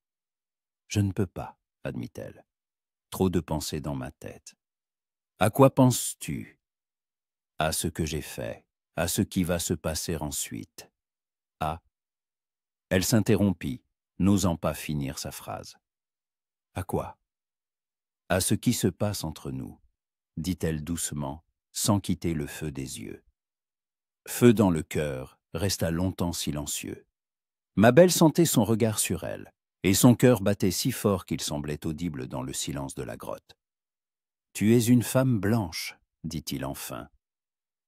« Et moi ? Et toi, tu es l'homme que je... » Mabel se tut, réalisant qu'elle avait failli prononcer les mots qui changeraient un tout entre eux. « Que tu quoi ?» Elle leva les yeux et croisa son regard. À la lueur du feu, son visage semblait plus doux, plus jeune, et elle vit dans ses yeux le même trouble qu'elle ressentait. « Que je n'arrive pas à chasser de mes pensées, » murmura-t-elle, « depuis le jour où nous nous sommes rencontrés près du ruisseau. » Il tendit la main et toucha sa joue, comme il l'avait fait la veille de leur fuite. Mais cette fois, son contact était différent, plus tendre, plus intime. « Mabel, » dit-il doucement, et son nom dans sa bouche sonnait comme une musique. « Tu sais qu'il ne peut rien y avoir entre nous ? Nous venons de mondes différents. Je sais, répondit-elle en fermant les yeux et en pressant sa joue contre sa paume. Mais ça ne m'empêche pas de ressentir ce que je ressens. Et que ressens-tu? Ma belle ouvrit les yeux et le regarda. À cet instant, assis l'un à côté de l'autre près du feu, à l'abri du monde entier dans les montagnes, il lui sembla qu'elle pouvait être honnête, qu'elle pouvait dire la vérité qu'elle s'était si longtemps cachée, même à elle-même. « Je suis tombée amoureuse de toi, » dit-elle simplement, follement, désespérément amoureuse. Et je sais que c'est stupide, et je sais que ça ne peut mener à rien de bon, mais je n'y peux rien. Feu dans le cœur se figea, comme si ces mots l'avaient frappé. Pendant quelques secondes, il la regarda avec des yeux écarquillés, puis il retira lentement sa main. « Tu ne sais pas ce que tu dis, » dit-il. « Tu ne me connais pas. Il y a tant de colère, tant de haine en moi. »« Je sais, » l'interrompit ma belle. « Je vois ta douleur, ta colère, ta haine. Mais je vois aussi ta tendresse avec les enfants, ta loyauté envers ta famille, ta volonté de sacrifier ta vie pour les autres. Et ça me fait t'aimer encore plus. » Il se leva brusquement comme pour fuir ses paroles. « Tu ne sais pas de quoi tu parles. J'ai tué des gens, des blancs, des hommes, des femmes. »« Au combat ?» dit ma belle en se levant aussi, en défendant ton peuple. « Ça n'a pas d'importance. Ma peau se rouge et la tienne est bassoute blanche. Mon monde se meurt et le tien prospère. Nous sommes ennemis, par définition. »« Nous ne sommes pas ennemis, » objecta-t-elle obstinément. « Nous sommes ici, ensemble, à protéger les mêmes enfants. » Feu dans le cœur, lui tourna le dos, et ma belle vit la tension dans ses épaules. « Même s'il y a quelque chose entre nous, » dit-il sans se retourner, « ça n'a pas d'avenir. Tu retourneras dans ton monde. Tu épouseras un homme blanc. Tu auras des enfants. Et si je ne veux pas y retourner ?» demanda-t-elle doucement. Il se retourna brusquement. « Que veux-tu dire? Et si je veux rester ici, avec toi? » « Rester où? Dans une grotte. »« Nous fuyons la loi, ma belle. On peut nous attraper à tout moment. Et alors tu iras en prison, et on me pendra. » Alors nous trouverons un autre endroit. Nous partirons loin, là où personne ne nous connaît. Et après, sa voix était empreinte de désespoir. Tu vivras comme une femme indienne, sans tes livres, ton école, ton monde civilisé. Si cela signifie être avec toi, oui, répondit-elle sans hésiter. Feu dans le cœur la regarda longuement, attentivement, comme pour essayer de comprendre si elle disait la vérité ou si elle était simplement sous l'influence du moment. « Tu le regretteras, » dit-il enfin. « Tôt ou tard, tu réaliseras que tu as renoncé à trop de choses. »« Et toi ?» demanda ma belle en faisant un pas vers lui. « Regretteras-tu de m'avoir repoussé ?» Quelque chose vacilla sur son visage. Ma belle vit la lutte dans ses yeux, entre le désir et le devoir, entre l'espoir et le désespoir.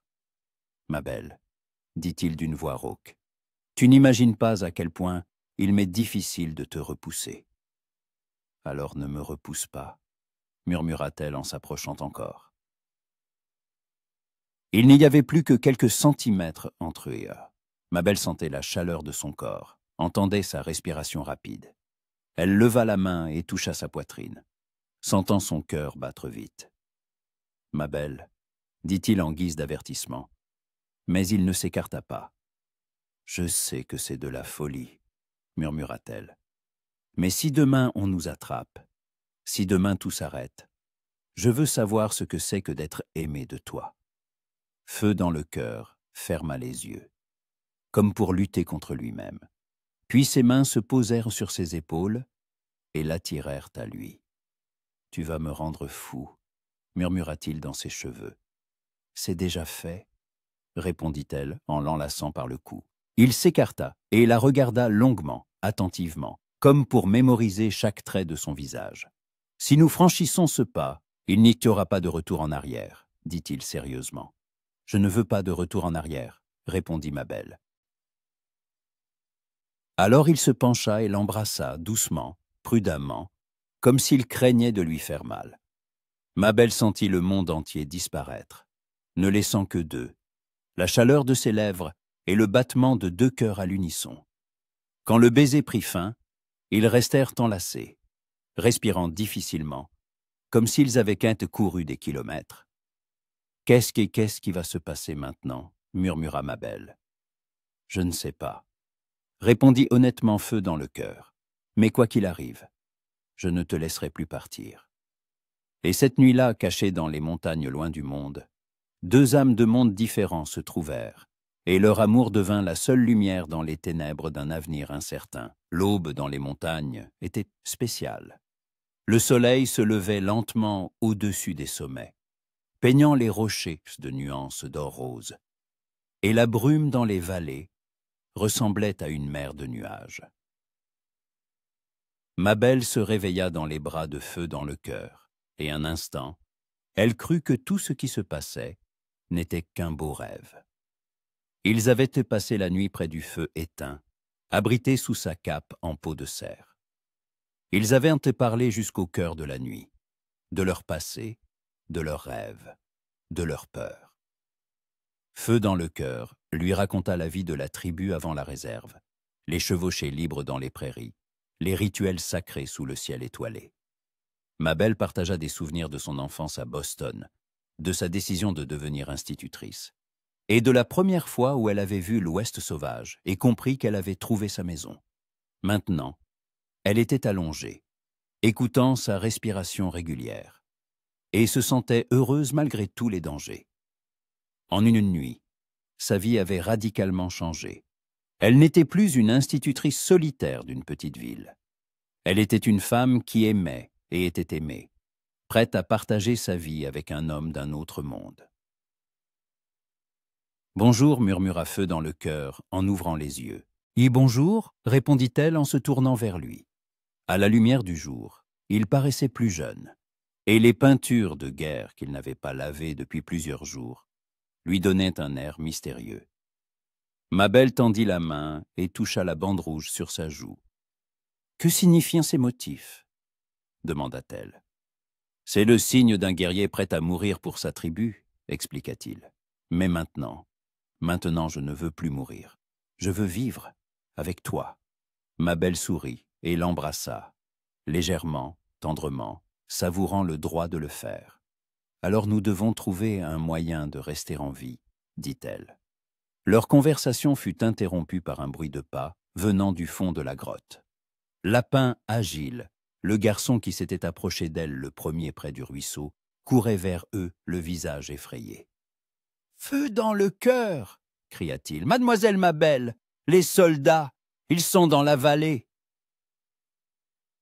Mabel et Feu dans le cœur se levèrent d'un bond. Un instant plus tard, l'un des guerriers de garde les rejoignit en courant. « Un grand détachement » rapporta-t-il, « une trentaine d'hommes. Ils montaient vers le canyon. »« Comment nous ont-ils trouvés ?» demanda Mabel, sentant son cœur sombrer. Un guide répondit sombrement Feu dans le cœur. Ils ont sûrement trouvé les traces de nos chevaux. Ils se précipitèrent au bord de la falaise, d'où l'on voyait la vallée. Mabel les vit, une file de cavaliers en uniforme bleu, montant lentement le sentier. En tête chevauchait la silhouette familière du major Cartwright, et à côté de lui, un homme en civil que Mabel ne reconnut pas. « Nous avons 1 heure, peut-être 1h30, » dit Feu dans le cœur. « Il faut emmener les gens. »« C'est où ?» demanda l'une des femmes qui les avait rejoints avec un nourrisson dans les bras. « Il y a un autre sentier, du côté nord du canyon, » répondit-il. « Il nous mènera à la rivière. On pourra s'y cacher. » Une nouvelle évacuation fébrile commença. Les gens rassemblaient leurs affaires, sellaient les chevaux, préparant les enfants pour une nouvelle marche. Mabel aidait comme elle le pouvait, mais ses pensées étaient ailleurs. Elle comprenait que la fuite ne résoudrait pas le problème. Tôt ou tard, il serait rattrapé, et alors le châtiment serait encore plus sévère. Je dois leur parler, dit-elle à feu dans le cœur, alors qu'il passait près d'elle, vérifiant les préparatifs. À qui? Aux soldats? Il s'arrêta et la regarda comme si elle était devenue folle. Oui, peut-être que je pourrais les convaincre. Expliquer que nous ne sommes pas des criminels. Ma belle, ils sont venus pour nous arrêter. Le major Cartwright n'écoutera pas tes explications. Et si on essayait, insista-t-elle. Qu'est-ce qu'on a à perdre? Toi, répondit-il sèchement. Si tu te rends, ils t'arrêteront comme complice. Mais peut-être que ça sauvera les enfants. Et toi. Feu dans le cœur la prit par les épaules et la força à le regarder dans les yeux. Écoute-moi bien. Ces hommes sont sans pitié. Pour eux, nous sommes tous les mêmes, des ennemis à détruire ou à soumettre. Ton sacrifice ne changera rien. Et ton sacrifice aurait changé quelque chose? Et il se figea, comprenant où elle voulait en venir. La veille, il était prêt à mourir au combat, pensant que sa mort deviendrait un symbole de résistance. C'est différent, dit-il enfin. En quoi? Insista ma belle. Parce que tu es un homme et que je suis une femme? Ou parce que tu es indien et que je suis blanche? Feu dans le cœur ne répondit pas, mais elle vit dans ses yeux qu'elle avait touché juste. « Laisse-moi essayer, » demanda-t-elle. « Donne-moi une chance de finir ça sans effusion de sang. » Il la regarda longuement, et ma belle vit la lutte dans son âme. Finalement, il hocha la tête. « D'accord, mais pas seul, je viens avec toi. C'est trop dangereux. » « Il est plus dangereux pour moi de te laisser y aller seul. Nous y allons ensemble, ou nous n'y allons pas du tout. » Ma belle comprit qu'il était inutile de discuter. Et pour être honnête, elle avait peur d'aller seule à la rencontre des soldats. Ils laissèrent les autres se préparer à l'évacuation et descendirent le sentier à la rencontre de la troupe. Ma belle chevauchait à côté de Feu dans le cœur, et à chaque pas de son cheval, son cœur battait de plus en plus vite. Que dirait-elle à Cartwright? Comment expliquerait-elle ses actions? Les soldats les aperçurent alors qu'ils étaient encore à un demi-mille. Le major Cartwright leva la main pour arrêter ses hommes et s'avança, accompagné de quelques officiers. Ma belle reconnut son visage sévère et ses yeux gris et froids. Ils se rencontrèrent dans une petite clairière, au pied des rochers. Les soldats avaient les mains sur leurs armes. Et Feu dans le cœur restait immobile en selle, comme une statue. Mais ma belle sentait la tension qui émanait de lui. « Mademoiselle Allison, » dit le major Cartwright, sa voix ne trahissant aucune surprise. « Je dois dire que je ne m'attendais pas à vous trouver en si douteuse compagnie. »« Bonjour, major, » répondit ma belle, s'efforçant de garder sa dignité. « Je voudrais vous parler. »« De quoi? De la façon dont vous avez aidé à enlever les enfants de la réserve? De la façon dont vous êtes devenu complice d'un crime contre l'État? De la façon de protéger des enfants innocents d'une loi injuste, » répondit-elle fermement. Cartwright eut un sourire ironique. « Injuste, mademoiselle? Nous essayons de donner une éducation à ces enfants, d'en faire des gens civilisés. Et vous les aidez à rester dans la sauvagerie. Vous essayez de déchirer des familles, » objecta ma belle. « D'enlever les enfants à leurs parents, de leur interdire de parler leur langue maternelle, d'oublier leur culture. Une culture de sauvages qui les condamne au retard et à la misère. » Major, intervint Feu dans le cœur, sa voix étonnamment calme. « Permettez-moi de vous demander, que savez-vous de notre culture? » Cartwright se tourna vers lui avec un mépris à peine dissimulé. « Assez pour comprendre qu'elle entrave le progrès. » « Le progrès en quoi? » poursuivit Feu dans le cœur. « Tuer tout ce qui vit sur terre, empoisonner les rivières et baies, abattre les forêts, construire une civilisation, » répondit sèchement le major. « Mais cette conversation est inutile. Vous avez enfreint la loi, et vous en subirez les conséquences. Mademoiselle Allison, vous êtes en état d'arrestation pour complicité d'enlèvement. Et vous? Il se tourna vers Feu dans le cœur, pour organisation d'un crime contre l'État. Attendez, dit Mabel en descendant de cheval. Avant de nous arrêter, écoutez ma proposition. Quelle proposition? Je suis prête à me rendre volontairement et à subir ma peine si vous laissez les enfants tranquilles. Permettez-leur de rester dans la réserve et d'y recevoir une éducation. Cartwright secoua la tête. Mademoiselle, vous n'êtes pas en position de poser des conditions. Les enfants seront envoyés au pensionnat, comme prévu. Et si ce n'est pas le cas, alors nous utiliserons la force. Mabel regarda les soldats. De jeunes visages sous des képis bleus, les fusils quasi prêts. Puis elle tourna son regard vers Feu dans le cœur. Il la regardait avec de la douleur dans les yeux, comprenant qu'elle avait pris sa décision.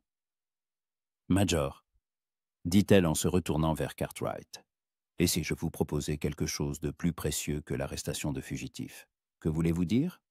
Des informations sur les plans d'autres tribus, sur les cachettes des Indiens qui refusent de vivre dans les réserves, sur les sentiers secrets et les abris dans les montagnes. » Feu dans le cœur se tourna brusquement vers elle, et dans ses yeux, elle vit le choc et l'horreur. Il comprit qu'elle bluffait, mais il craignit que le major ne la croie. « Mabel, non, dit-il doucement. Taise-toi, ordonna-t-elle sèchement sans le regarder. Puis elle s'adressa de nouveau au major. Cette information vaut plus que quelques enfants, d'une seule réserve. Cartwright plissa les yeux, intéressé. Et que voulez-vous en échange? La liberté pour les enfants et leurs familles. La garantie qu'on les laissera en paix. Et en échange, vous me donnerez l'emplacement de tous les Indiens en fuite de la région. Oui, mentit Mabel, priant pour que sa voix paraisse convaincante. Le major réfléchit. Mabel le voyait peser la proposition, et son cœur battait si fort qu'il semblait que tout le monde l'entendait. Intéressant, dit enfin Cartwright. Mais d'où une institutrice tiendrait-elle de telles informations? De lui, dit Mabel, en désignant Feu dans le cœur. Il m'a beaucoup raconté, sans se douter que je mémorisais. Feu dans le cœur la regardait avec une telle douleur que le cœur de Mabel se brisait. Mais elle devait jouer son rôle jusqu'au bout. Très inattendu, dit le major. Cependant, les femmes se révèlent souvent plus pratiques qu'il n'y paraît. Bien, mademoiselle Allison, vous avez 1 heure pour fournir les informations. Si elles s'avèrent exactes, nous examinerons votre proposition. Et sinon, alors vous et votre ami partirez sous escorte pour le fort, et nous irons nous-mêmes, chercher les enfants. Mabel hocha la tête. J'ai besoin de lui parler en privé, pour le convaincre de coopérer. 5 minutes, autorisa le major, sous bonne garde. Mabel et Feu dans le cœur s'écartèrent, mais à une distance où les soldats pouvaient les voir. Dès qu'ils s'arrêtèrent, Feu dans le cœur la saisit par les épaules. « Qu'est-ce que tu fais » siffla-t-il. « Tu veux trahir mon peuple ?»« Je veux sauver les enfants » répondit doucement Mabel. « Et toi, de quelle manière ?»« En livrant tous les Indiens en fuite de la région. »« Je ne connais aucun Indien en fuite, dit-elle. Je bluffe. » Feu dans le cœur se figea. « Ou quoi? Je vais lui donner de fausses informations. J'enverrai les soldats dans la direction opposée des vraies cachettes. Le temps qu'ils comprennent entre la supercherie, les enfants seront loin. Et toi? Et moi, on me fusillera pour avoir trompé les autorités militaires. Non, dit-il sèchement, je ne le permettrai pas. Tu n'as pas le choix, sourit tristement Mabel. C'est le seul moyen. Il y a un autre moyen, dit-il en regardant les soldats, puis les rochers où se cachaient les enfants. Nous pouvons nous battre, et tout le monde mourra, les enfants, les femmes, tes guerriers, et toi, et je ne survivrai pas à ta mort. Feu dans le cœur, la regarda longuement, attentivement. « Tu es prête à mourir pour des enfants qui ne sont même pas les tiens ?»« Oui, répondit-elle sans hésiter, comme tu l'étais hier. »« Mais je pensais que nous avions un avenir, dit-il, la voix empreinte de désespoir. »« Nous avons un présent, dit Mabel en s'approchant de lui. Nous avons 7 minutes, cet instant, et nous avons un amour qui ne mourra pas, même si nous mourrons. » Elle se mit sur la pointe des pieds et l'embrassa, longuement, tendrement, en guise d'adieu. Quand le baiser prit fin, des larmes perlaient dans les yeux de Feu dans le cœur. « Je trouverai un moyen de te sauver, » murmura-t-il. « Je le jure sur les esprits de mes ancêtres. »« Contente-toi de vivre, » répondit-elle, « et souviens-toi de moi. » Ils retournèrent auprès du major Cartwright. Mabel sortit une feuille de papier de sa sacoche de sel et commença à dessiner une carte. Elle indiquait des endroits où se cachaient de prétendument des Indiens en fuite. En réalité, c'étaient des mines et des grottes, abandonnées, à l'opposé des vrais abris. Ici, un groupe de la tribu Cheyenne, disait-elle en marquant une croix sur le papier. Une quinzaine d'hommes. Et ici, des familles de la réserve Sioux qui sont parties là, il y a 3 mois. Cartwright étudia attentivement la carte. « Et d'où connaissez-vous leur emplacement ?»« Feu dans le cœur s'est vanté devant moi, » mentit Mabel. Il disait que son peuple avait de nombreux alliés prêts à combattre les Blancs. Le major regarda l'Indien, qui se tenait à côté avec un visage de pierre. « Et il vous a simplement raconté des secrets militaires. » Les hommes perdent souvent leur prudence dans les bras d'une femme, répondit Mabel, se forçant à parler avec cynisme. Le visage de Feu dans le cœur se contracta douloureusement, mais il ne dit pas un mot. Cartwright plia la carte et la rangea dans sa poche.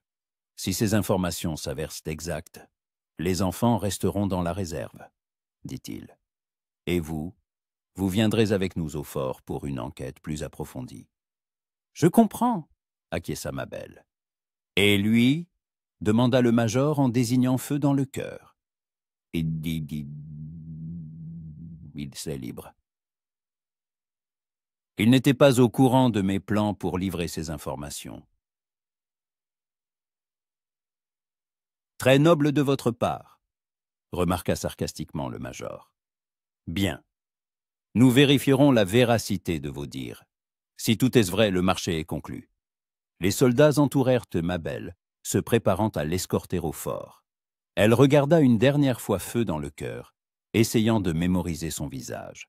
Il la regardait avec une telle douleur et un tel amour qu'elle en eut la gorge serrée. « Va rejoindre les enfants, » dit-elle doucement. « Prends soin d'eux. »« Mabel, » commença-t-il, mais elle secoua la tête. « Ne dis rien, va, c'est tout. » Elle monta à cheval et partit, entourée de soldats, sans se retourner. Mais elle sentait son regard dans son dos et savait qu'il la regarderait jusqu'à ce qu'elle disparaisse au détour du sentier. La route vers le fort parut interminable.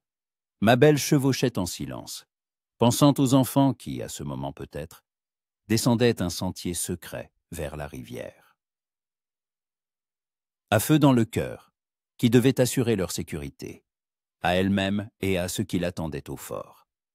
Elle ne regrettait pas sa décision. Même si on la fusillait pour tromperie, même si elle ne revoyait jamais l'homme qu'elle aimait. Elle savait qu'elle avait bien agi. L'amour exige parfois les plus grands sacrifices, et elle y était prête. Le soleil se couchait à l'horizon, peignant le ciel de teintes écarlates, lorsque les murs de Fort Larcamie apparurent. Mabel y entra comme une prisonnière, mais l'espoir vivait dans son cœur. Quelque part dans les montagnes, un groupe d'enfants se dirigeait vers la liberté, guidée par l'homme qu'elle aimait plus que sa propre vie. Et peut-être, pensa-t-elle en s'endormant sur la couchette dure de sa cellule, peut-être que l'amour est vraiment capable de miracles. Peut-être que leur histoire n'était pas encore terminée, mais qu'elle ne faisait que commencer. Par la fenêtre de sa cellule, les étoiles brillaient, les mêmes étoiles que Feu dans le cœur, regardées quelque part dans les montagnes. et cette pensée la réchauffait plus que la couverture de la prison. L'amour est plus fort que la mort, pensa Mabel en s'endormant, et leur amour survivrait à tout. Épilogue. 6 mois plus tard, Mabel Allison sortit du bâtiment de la résidence du gouverneur en femme libre. Son affaire avait fait grand bruit, et l'histoire de l'institutrice qui avait sacrifié sa liberté pour des enfants indiens avait ému l'opinion publique. Des personnes influentes étaient intervenues en sa faveur, et finalement, le gouverneur l'avait graciée, dans l'intérêt de la justice et de l'humanité. Mais le plus important, c'est que la loi sur le transfert forcé des enfants dans les pensionnats avait été abrogée. Désormais, l'éducation pouvait être dispensée dans les réserves, à condition que les enseignants respectent les normes de l'État. Mabel savait ce qu'elle voulait faire. Elle postula pour un poste d'enseignante dans la réserve de la tribu Lakota et l'obtint sans problème. Sa réputation de protectrice des enfants indiens lui ouvrait toutes les portes. Et maintenant, elle parcourait la route familière menant à la réserve. Son cœur battait d'excitation. Elle ne savait pas ce qu'elle y trouverait. Les enfants étaient-ils en vie? Feu dans le cœur, était-il en sécurité? Et surtout, lui pardonnerait-il le mensonge qu'elle avait été forcée de dire à son sujet?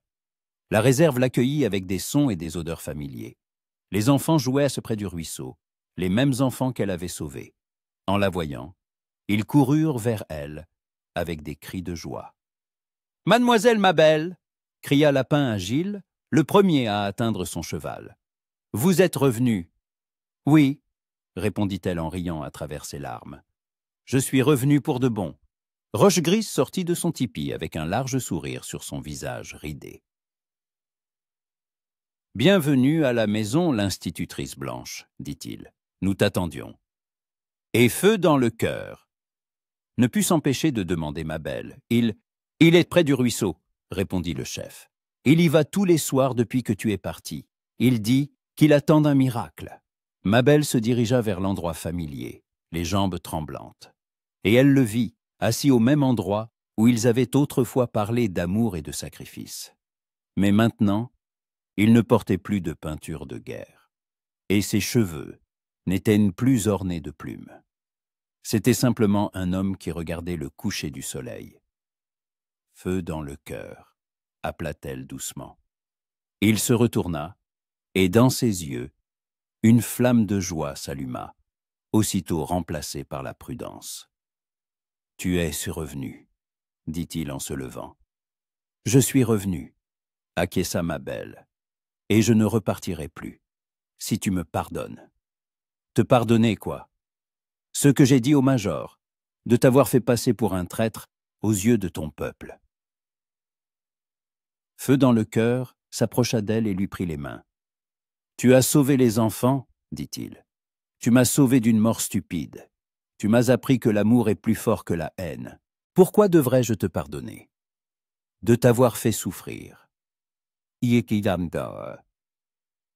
toi, n'as-tu pas souffert? J'ai souffert, admit-elle, chaque jour, chaque minute. Feu dans le cœur l'attira à lui et la serra fort dans ses bras. Alors nous sommes quittes, murmura-t-il dans ses cheveux. Et maintenant, nous pouvons commencer une nouvelle vie. Ensemble, pour toujours. Ils se tenaient près du ruisseau sous les rayons du soleil couchant, deux personnes de mondes différents qui s'étaient trouvées malgré tous les obstacles. Leur amour avait surmonté l'épreuve de la séparation, de la douleur et des sacrifices, et n'en était devenu que plus fort. Et autour d'eux, une nouvelle vie s'épanouissait. Les enfants jouaient et riaient, leurs mères chantaient des berceuses, les vieillards racontaient des histoires anciennes. Et au milieu de tout cela, une école se construisait, où une institutrice blanche et un guerrier indien enseigneraient ensemble aux enfants à lire et à écrire, sans oublier la sagesse des ancêtres. L'amour avait triomphé, comme il triomphe toujours quand on y croit vraiment,